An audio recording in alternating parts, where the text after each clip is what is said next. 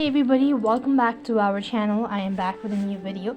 In today's video, I'll show you how can you turn off playing media notification on Google Chrome app. If you want to turn off the media notification on Google Chrome, then you need to follow these simple steps. Now first thing first, go and open up the Chrome application, after which you want to tap the three dot icon located in the top right.